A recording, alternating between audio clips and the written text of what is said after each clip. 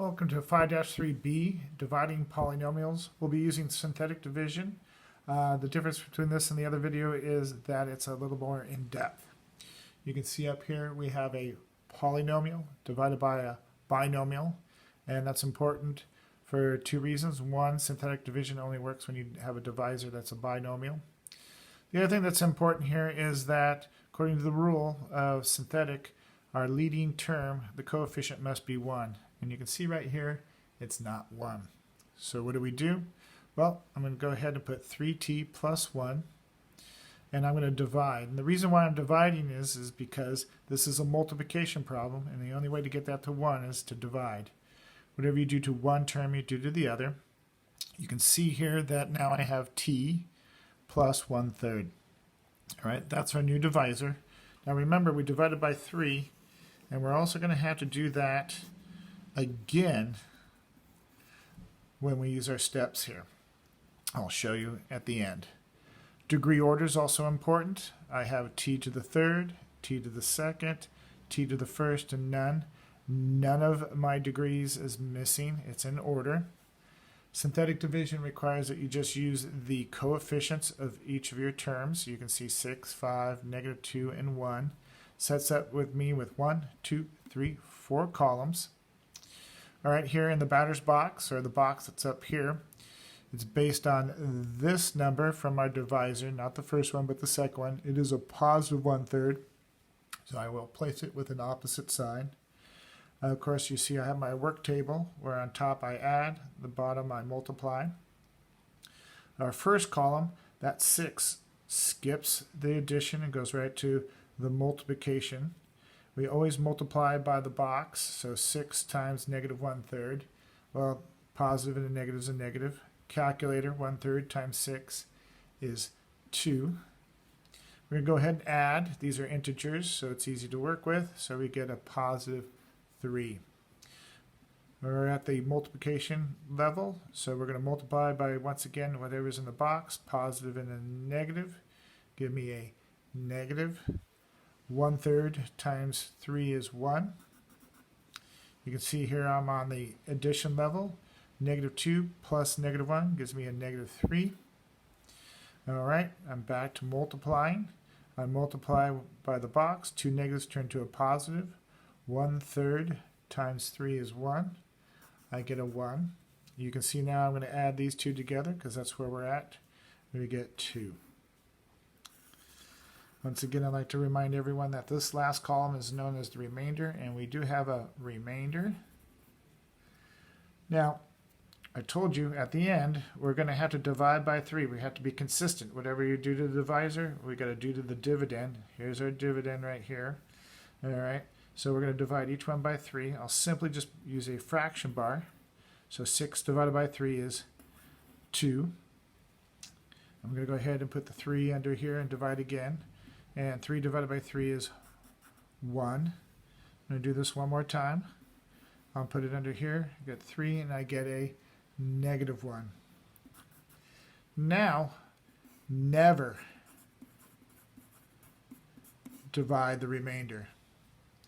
All right, so what we got here now is, once again, in synthetic division, we always lose the highest degree. So this coefficient, 2, is going to get t squared. This is a positive 1, and after t squared is t to the first. After t to the first is none, so there's none, so this -1 gets no variable.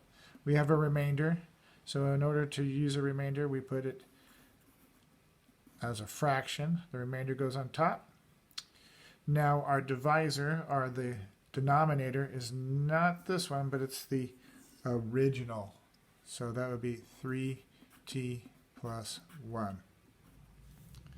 All right, now how do I connect these two? This is a binomial and a fraction. Well, this is a positive 2, so I'm going to put a plus there. And that is our answer. Let's do that one more time. Okay, let's go over this. We have simplify. This is written as a fraction, so it's a division problem. Our divisor, our denominator, is a binomial. Synthetic division only works in that. We know that our leading term has to have a coefficient of 1, which this one doesn't. I'm going to go ahead and just go 2p minus 3 here to the side.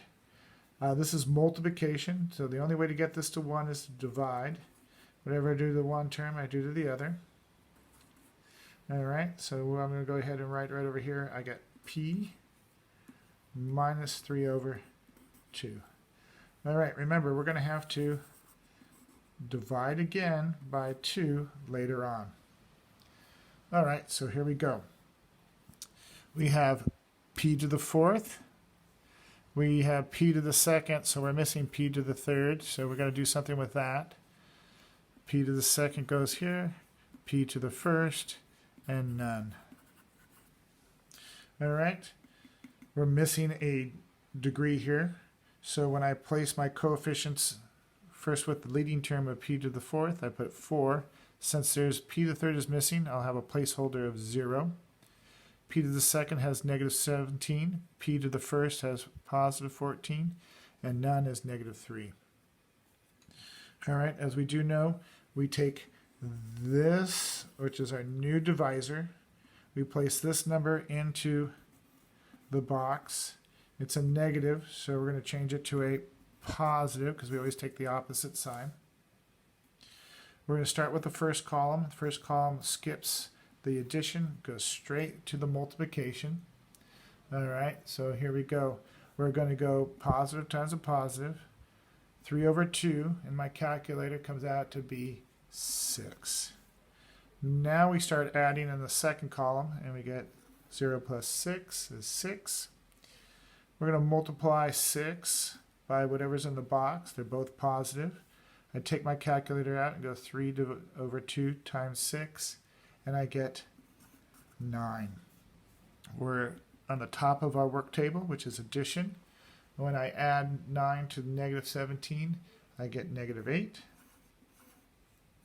Alright, I'm still going to multiply by whatever's in the box. A negative times a positive is a negative.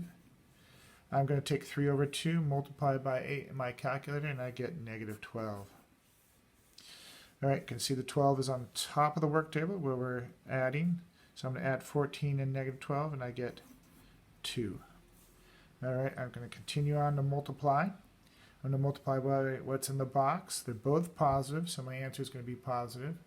When I plug in 2, or when I multiply 2 and 3 over 2, I get 3. Let me remind you that this column is known as the remainder. We get a remainder of 0. We still have to divide because we got to keep everything balanced. Whatever you do to the divisor, you do to the dividend. So here we go. 4 divided by 2 is 2. 6 divided by 2 is 3. 8 divided by 2, and it's a negative 8, so I get a negative 4. And 2 divided by 2, I get 1. And remember, we never divide the remainder. Alright, and we don't have to bother the remainder because it is 0. Now, once again, the highest degree gets canceled out. So the coefficient of 2 gets p to the 3rd, even though it wasn't there. We'll use it anyway. After p to the 3rd, there's a plus 3 here, so we go p to the 2nd. This is a negative 4, and after p to the 2nd is p. And this is a plus 1, and remember this is none, so it gets none. And that is our final answer.